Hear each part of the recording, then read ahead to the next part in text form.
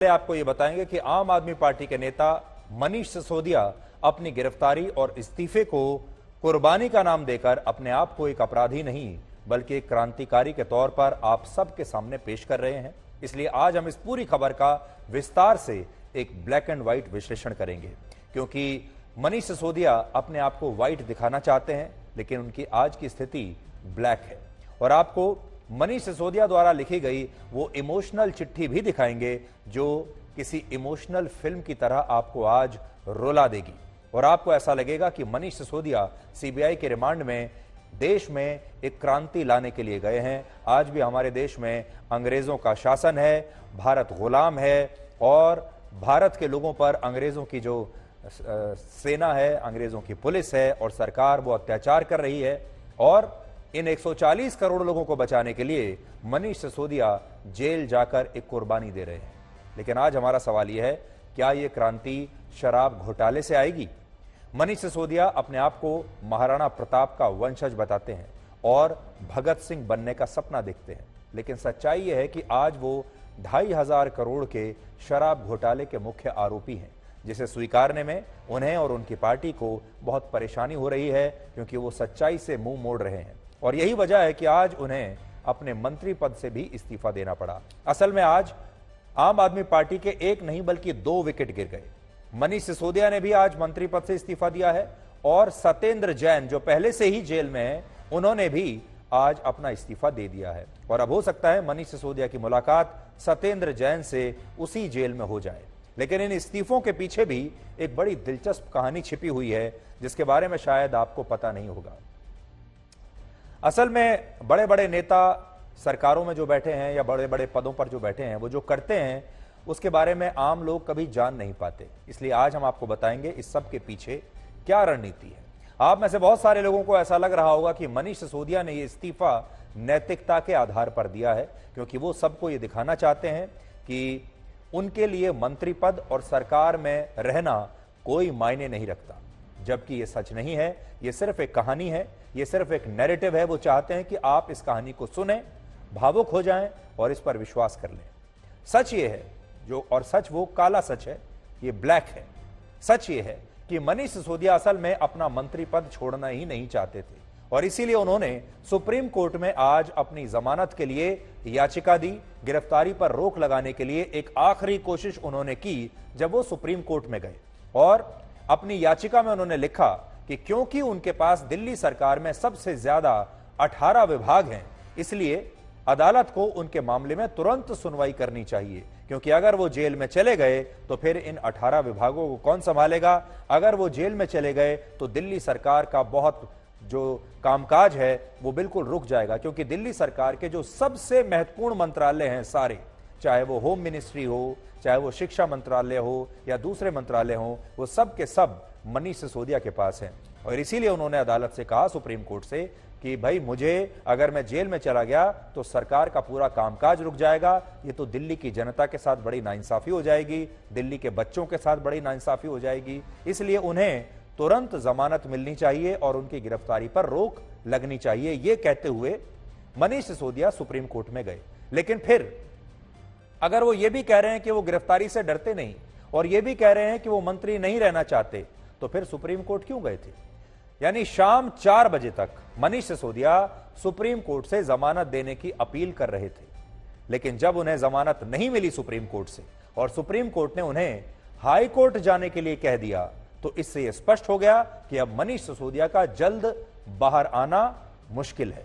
और अगर वो बाहर नहीं आए तो दिल्ली में संवैधानिक संकट खड़ा हो जाएगा, जिससे मुख्यमंत्री अरविंद केजरीवाल की सरकार बहुत मुश्किल में आ सकती है। कहने का मतलब यह है कि मनीष सिसोदिया ने इस्तीफा जरूर दिया है, लेकिन यह इस्तीफा राजनीतिक है और ऐसा दिल्ली की सरकार को किसी भी संवैधानिक संकट से बचाने के लिए किया गया है। और इसके पीछे मकसद यह भी हो सकता है कि आम आदमी पार्टी मनीष सिसोदिया की गिरफ्तारी में आप लोगों की सहानुभूति देख रही हो। लेकिन सच यह है कि इस मामले में मनीष सिसोदिया के इस्तीफे का सिद्धांतों वाली राजनीति से दूर दूर तक कोई लेना देना नहीं है, क्योंकि अगर ऐसा होता, अगर आम आदमी पार्टी और अरविंद केजरीवाल इतने ही राजा हरिश्चंद्र होते और इतनी ही नैतिकता की बात को मानने वाले होते, तो फिर सत्येंद्र जैन का इस्तीफा आज से 9 महीने पहले ही हो गया होता। आप याद कीजिए, सत्येंद्र जैन पिछले साल 30 मई को मनी लॉन्ड्रिंग के मामले में गिरफ्तार हुए थे और पिछले 9 महीनों से वो दिल्ली की तिहाड़ जेल में बंद है। लेकिन हैरानी की बात यह है कि 9 महीनों में अरविंद केजरीवाल ने एक बार भी उनका इस्तीफा नहीं मांगा और सत्येंद्र जैन इस दौरान सरकार में लगातार बिना विभाग वाले मंत्री बनकर रहते रहे। तो सत्येंद्र जैन से जब 9 महीने में इस्तीफा नहीं मांगा तो फिर मनीष सिसोदिया से एक ही दिन में क्यों मांग लिया? अंतर यह है कि मनीष सिसोदिया जेल में रहकर मंत्री का काम नहीं कर सकते थे।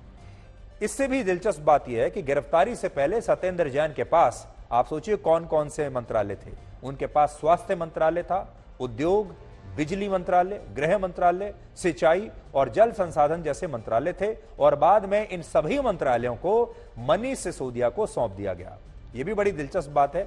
ये मंत्रालय ऐसा लगता है कि बड़े अनलकी हैं, जिसके पास भी जाते हैं वो जेल में चला जाता है। पहले ये मंत्रालय सत्येंद्र जैन के पास थे, वो जेल में चले गए। सत्येंद्र जैन के पास से ये मंत्रालय मनीष सिसोदिया के पास आए और अब वो भी जेल में है और अब दोनों आपस में अगर जेल में मिले तो इस बात पर जरूर चर्चा करेंगे। लेकिन आज सत्येंद्र जैन जेल में है, मनीष सिसोदिया भी सीबीआई के रिमांड में है और थोड़े दिन के बाद वो भी जुडिशियल कस्टडी में चले जाएंगे, यानी जेल में चले जाएंगे। मनीष सिसोदिया 51 वर्ष के हैं और उन पर अरविंद केजरीवाल को कितना भरोसा है, इसका अंदाजा अब इस बात से लगा सकते हैं कि दिल्ली में अभी मौजूदा सरकार एक तरह से मनीष सिसोदिया ही चला रहे हैं। असल में दिल्ली में स्थिति यह है, मुख्यमंत्री तो अरविंद केजरीवाल हैं, लेकिन काम सारा मनीष सिसोदिया ही करते हैं, क्योंकि अरविंद केजरीवाल सिर्फ राजनीति करते हैं। उन्होंने अपने काम बांटे हुए हैं। मनीष सिसोदिया को कह रखा है कि सरकार तुम चलाओ और राष्ट्रीय जो राजनीति करनी है वो मैं करता रहूंगा। और दिल्ली के कुल 33 विभागों में से, यानी 33 मंत्रालयों में से 18 विभाग अकेले 33 में से 18 मनीष सिसोदिया के पास थे। यानी दिल्ली के 50% मंत्रालय और विभागों का नेतृत्व स्वयं मनीष सिसोदिया कर रहे थे। और इन विभागों को आप अपने टीवी स्क्रीन पर देख सकते हैं, इनकी लिस्ट अभी हमने आपको दिखाई।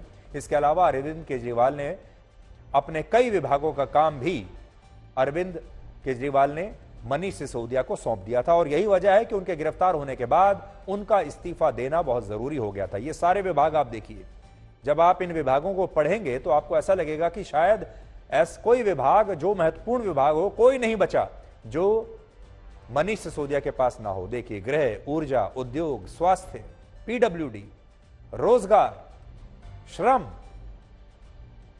कला, संस्कृति, पर्यटन, सतर्कता, भूमि व भवन, योजना विभाग, वित्त विभाग, शिक्षा विभाग,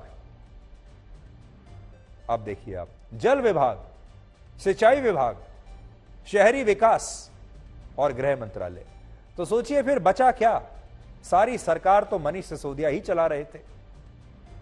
और अगर मनीष सिसोदिया जेल चले जाते हैं तो इन सारे विभागों का क्या होगा? इसलिए अरविंद केजरीवाल की यह मजबूरी है कि उन्हें ये सारे विभाग किसी नए मंत्री को देने ही पड़ेंगे। अरविंद केजरीवाल की अकेली क्षेत्रीय पार्टी ऐसी है पूरे भारत में जिसका 2 राज्यों में शासन है। हमारे भारत में क्षेत्रीय पार्टियां तो बहुत सारी हैं, ममता बनर्जी की भी है, बाकी लोगों की भी हैं, लेकिन एक भी पार्टी ऐसी नहीं है जिसकी सरकार 2 राज्यों में चल रही हो। सिर्फ अरविंद केजरीवाल की पार्टी ऐसी है जिसकी सरकार 2 राज्यों में है और अब तो ये क्षेत्रीय पार्टी भी नहीं रही, अब तो ये राष्ट्रीय पार्टी बन गई है। और इन दोनों राज्यों में उनके कई मंत्री और विधायक अलग अलग तरह के घोटालों में अब तक गिरफ्तार हो चुके हैं और जेल जा चुके हैं। जरा नजर डालिए लिस्ट पर। 2013 से लेकर अब तक दिल्ली में अरविंद केजरीवाल की सरकार के कुल 5 मंत्रियों की गिरफ्तारी भ्रष्टाचार और रेप जैसे आरोपों में हो चुकी है, जिनमें मनीष सिसोदिया और सत्येंद्र जैन के अलावा पूर्व कानून मंत्री जितेंद्र सिंह तोमर, पूर्व सामाजिक कल्याण मंत्री संदीप कुमार और पूर्व खाद्य मंत्री असीम अहमद का नाम है। जबकि मौजूदा परिवहन मंत्री कैलाश गहलोत पर भी भ्रष्टाचार के गंभीर आरोप हैं। इसके अलावा आम आदमी पार्टी के 15 नेताओं पर विधायक बनने के बाद भ्रष्टाचार और गंभीर अपराधों के तहत मामले दर्ज हुए, जिनमें 13 विधायकों की गिरफ्तारी भी हो चुकी है। यह तो दिल्ली की बात है। पंजाब में जहां आम आदमी पार्टी की सरकार बने अभी 1 साल भी नहीं हुआ है, वहां इतने कम समय में एक मंत्री को भ्रष्टाचार के आरोप में उनके पद से हटाया जा चुका है और 2 विधायकों को भी रिश्वत और घोटाले के आरोप में जेल हो चुकी है। और यह सब कुछ अरविंद केजरीवाल की उसी आम आदमी पार्टी में हो रहा है जिसका गठन ही उन्होंने भ्रष्टाचार को समाप्त करने के लिए किया था। अब हम आपको कांग्रेस पार्टी में परिवारवाद की वो छतरी दिखाएंगे जो सिर्फ गांधी परिवार के लिए खुलती है। कांग्रेस ने गांधी परिवार के बाहर के एक नेता को पार्टी अध्यक्ष तो बना दिया, लेकिन आज भी स्थिति यह है कि गांधी परिवार के लिए छतरी है और बाकी नेताओं के लिए सिर्फ एक दरी है। इस छतरी वाली छत्र छाया को समझने के लिए आप ये वीडियो देखिए जो 25 फरवरी का है, जब छत्तीसगढ़ के रायपुर में कांग्रेस पार्टी का 85वां महाअधिवेशन चल रहा था और जब इस कार्यक्रम की शुरुआत में ध्वजारोहण किया जाना था उस समय वहां पर काफी धूप थी, गर्मी बहुत थी और इस कार्यक्रम में कांग्रेस पार्टी के सभी नेता और पदाधिकारी मौजूद थे और मंच पर कांग्रेस अध्यक्ष मल्लिकार्जुन खड़गे, उनकी बगल में सोनिया गांधी और छत्तीसगढ़ के मुख्यमंत्री भूपेश बघेल थे। अब इस वीडियो में आप देखिए कि सोनिया गांधी को चिलचिलाती धूप से बचाने के लिए एक व्यक्ति छतरी लेकर खड़ा है, जबकि उनके साथ मल्लिकार्जुन खड़गे भी हैं जो कांग्रेस पार्टी के अध्यक्ष हैं, सबसे वरिष्ठ सदस्य हैं। उनकी उम्र सोनिया गांधी से ज्यादा है, 81 वर्ष। सोनिया गांधी की उम्र है 76 वर्ष। लेकिन उस समय छतरी सिर्फ सोनिया गांधी जी के लिए ही लगाई गई और यह तस्वीर कांग्रेस पार्टी का असली चरित्र आपको दिखाती है और कांग्रेस पार्टी में आज भी गांधी परिवार की क्या स्थिति है वो आपको बताती है। कांग्रेस में हमेशा गांधी परिवार को ही सबसे ज्यादा महत्व दिया जाता है। छतरी अगर खुलेगी तो सिर्फ कांग्रेस परिवार के लिए खुलेगी। आप कांग्रेस पार्टी की संरचना को आज इस तरह से समझिए। इस छतरी के बाद यहां सबसे ऊपर है गांधी परिवार और ये जो छतरी है ये सिर्फ गांधी परिवार के लिए खुलेगी, बाकी किसी के लिए नहीं। इसलिए परिवारवाद की इस छतरी के नीचे गांधी परिवार है, सोनिया गांधी और उनके दोनों बच्चे, ये परिवारवाद की छतरी है। इसके बाद कांग्रेस अध्यक्ष आते हैं मल्लिकार्जुन खड़गे और फिर नीचे CWC यानी कांग्रेस वर्किंग कमेटी के सदस्य आते हैं। तो ये 3 जो छतरी के नीचे हैं ये चुनते हैं कि पार्टी अध्यक्ष कौन होगा। इन्होंने खड़गे को चुना और खड़गे चुनते हैं नीचे वर्किंग कमेटी में कौन कौन रहेगा। तो ये कांग्रेस का पूरा सिस्टम आपकी समझ में आ गया। महत्वपूर्ण बात यह है कि जब किसी पार्टी में किसी एक परिवार के लोगों को विशेष प्रोटोकॉल मिलता है तो इससे उस पार्टी के कार्यकर्ताओं पर गलत असर पड़ता है, गलत संदेश जाता है। ऐसी तस्वीरों में यह संदेश छिपा होता है कि वो व्यक्ति या परिवार पार्टी में सबसे महत्वपूर्ण स्थान रखता है, सबसे ऊपर है। और ये तस्वीरें इस बात को स्पष्ट करती हैं कि गांधी परिवार हमेशा कांग्रेस पार्टी में सबसे ताकतवर था, है और रहेगा। खालिस्तानी आतंकवादियों का वो दुस्साहस दिखाएंगे जिसमें उन्होंने एक ऐलान किया है कि भारत में G20 समिट के दौरान वो दिल्ली हवाई अड्डे पर खालिस्तान का झंडा लहराएंगे और दिल्ली पहुंचने वाले दुनिया भर के बड़े बड़े नेताओं का ध्यान खालिस्तान की तरफ खींचेंगे। लेकिन उससे भी बड़ी बात यह कि पंजाब की जिस पुलिस ने 23 फरवरी को अमृतसर में खालिस्तानियों के सामने घुटने टेक दिए थे, उस पुलिस को अब पंजाब की सरकार खास तरह की ट्रेनिंग दे रही है। इस ट्रेनिंग का नाम है गतका।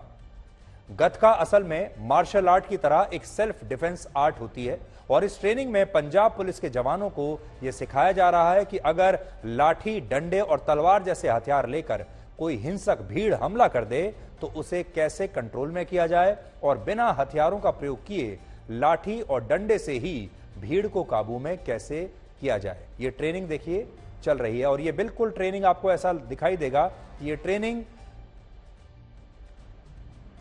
अभी हाल ही में पंजाब के एक पुलिस स्टेशन पर जिस तरह से खालिस्तानियों ने हमला किया था उसी को ध्यान में रखकर यह ट्रेनिंग दी जा रही है।